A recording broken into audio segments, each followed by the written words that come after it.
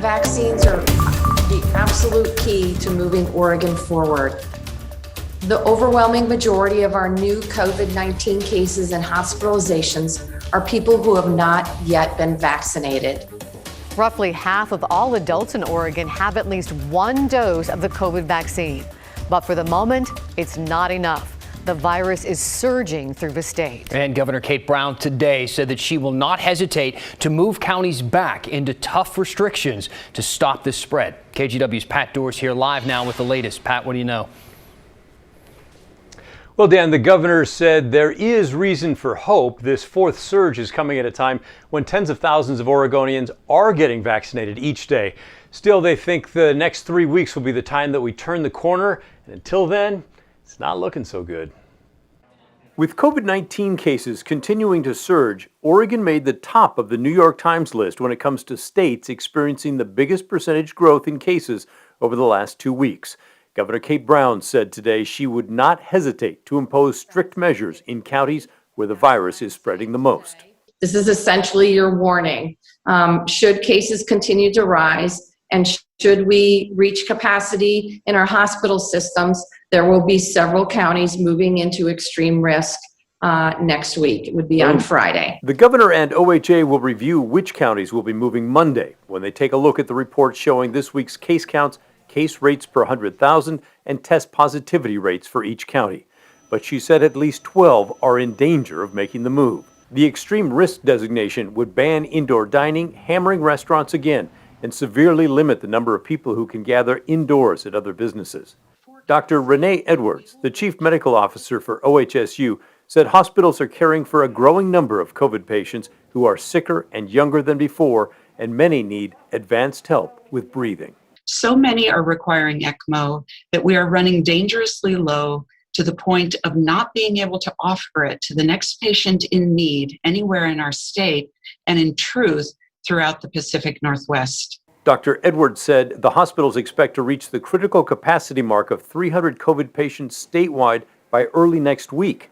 That's a key part of triggering the move for counties to the extreme designation. The other statewide metric is case counts, growing by at least 15% each week. And over the last 4 weeks, they've been growing by more than 20% or more. Governor Brown encouraged all Oregonians to get the COVID vaccine as soon as possible and said college students returning to state schools in the fall should be required to have the shot. I think it absolutely makes sense for our universities in the state of Oregon to require those vaccines. We know that these vaccines are the best protection against hospitalization and death, and I think it makes sense for our universities to move forward on that. Finally, trying to hold out some hope, Governor Brown said the end of most restrictions is possible by the end of June if a majority of Oregonians are vaccinated and that there are still plenty of shots available for those who need them. I do think with all of us working together that we can get to a place where we lift most restrictions and fully reopen our economy no later than the end of June. That's no guarantee, of course, but it is the first time we've publicly heard the governor say that most restrictions would go away. One thing she said probably would not go away, at least right away, masks. We'll have to stay tuned on that. Finally, I don't want to leave you with the impression that there are no hospital beds available in Oregon. I was just on the OHA site and checked, and there tonight are 543 available non-ICU beds. That 300 number, though, deals with staffing and concerns statewide, so it is still an important number. Back to you. Pat, great work as always. Thank you, man.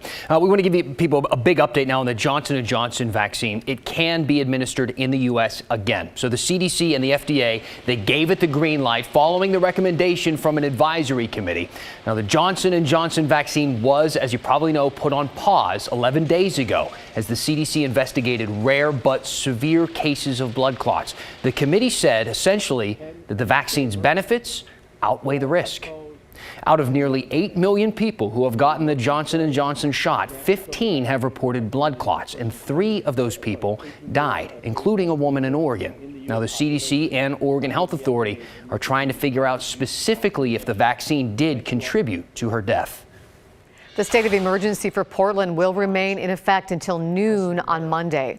The city's preparing for more potential violence and destruction this weekend. Mayor Ted Wheeler first declared a state of emergency on Tuesday following the verdict in the Derek Chauvin trial. Chauvin was found guilty on all counts in the murder of George Floyd. Since then, vandals have smashed windows at businesses and other buildings this week in Portland, including the Blazers Boys and Girls Club. The state of emergency allows the mayor, if necessary, to declare a curfew and close streets and other public facilities like parking garages. We're hearing from family members of 46-year-old Robert Delgado. He was shot and killed by Portland police during a confrontation at Lentz Park last week. The Delgado family is calling on the governor and state attorney general to appoint a special prosecutor to investigate the shooting. Delgado's youngest daughter spoke at a news conference this afternoon. The amount of pain that this has caused me and my family it's very hard to put in words and describe.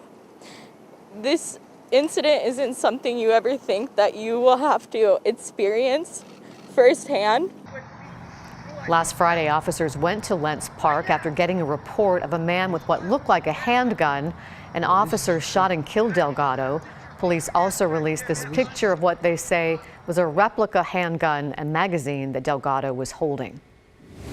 Now to a topic we've been diving into and we will continue to dive into tonight at 6 o'clock on The Story with me, Dan Haggerty.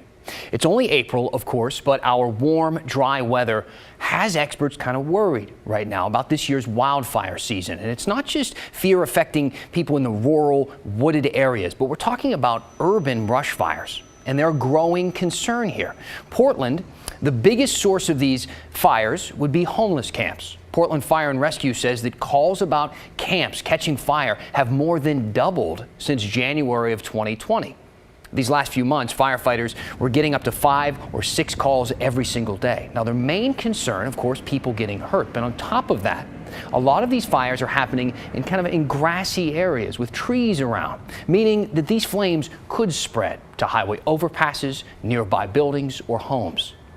What makes Portland so beautiful, Forest Park, all these different areas where we have lots of trees and lots of great vegetation, beautiful stuff, and especially where it butts up right here to the city in these urban areas, it not only becomes a fire risk, it becomes a health and safety risk.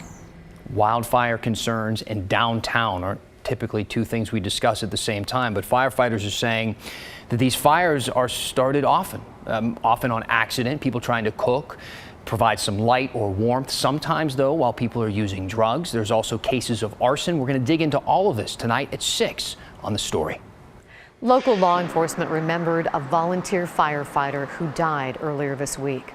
Forest Grove Police and Washington County Sheriff's deputies held a procession to honor Jose Joe Tavera.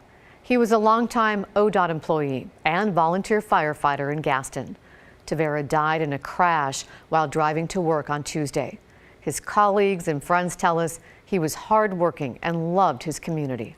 He earned every bit of respect he ever had, and he was a guy, he was a no-nonsense individual, he a larger-than-life personality, but just as happy as they could be, smiling, always telling a joke.